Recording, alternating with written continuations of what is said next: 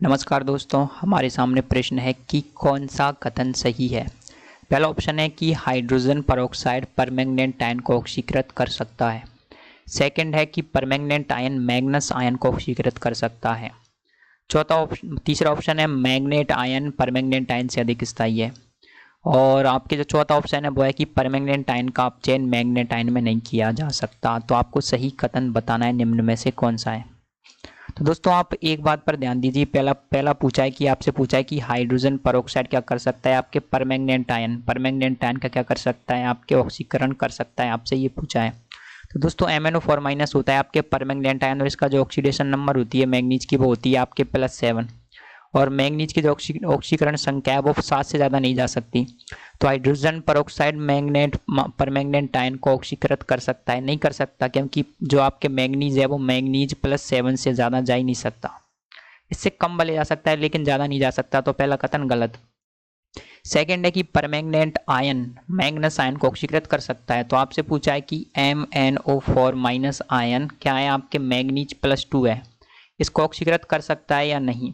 तो दोस्तों हम सभी लोग जानते हैं कि जब आपके परमैंगनेट आयन क्या करेगा, खुद का अपचयन करेगा। ये क्या कर रहा है, खुद का क्या कर रहा है, अपचयन। जब ये खुद का अपचयन करेगा तो औरों का ऑक्सीकरण करेगा। तो क्या ये क्या करेगा, आपके मैग्नीज +2 को ऑक्सीकृत कर देगा, आसानी से कर देगा।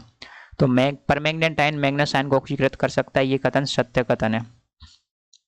अगला कथन आपसे पूछा गया वो ये है कि मैग्नेट आयन परमैंगनेट आयन से अधिक स्थायी है। मैग्नेट आयन होता है आपके मैग्नीज +6, मतलब कि MnO4- और परमैंगनेट आयन होता है आपके MnO4- ये होता है मैग्नीज +7। तो आपसे ये पूछा जा रहा है कि मैग्नीज +6 अधिक स्थायी है या मैग्नीज +7। तो और आपको बताया जा रहा है कि यहाँ पर आपके जो क्या है मैग्नीज +6 आयन अधिक स्थायी है। तो ये बात गलत बात है। आपके जो परमैंगनेट आयन होता है ना, जो मैग्नीज +7 MnO4- ये अधिक स्थायी रहता है, ना कि आपके MnO4- तो ये कथन भी आपके गलत है। चौथा ऑप्शन है, तो आपसे चौथा ऑप्शन में पूछा है कि परमैंगनेट आयन का अपचयन मैग्नेट आयन में नहीं किया जा सकता। तो दोस्तों आपसे ये पूछ रहा है कि MnO4- का जो अपचयन है आपके वो MnO4- में नहीं किया जा सकता। तो ये बात एकदम गलत है। मैग्नीज जो +7 होता है उसको आप मैग्नीज +6 में अपचयित कर सकते हैं। क्यों नहीं कर सकते, कर सकते हैं। तो चौथा ऑप्शन भी आपके गलत है।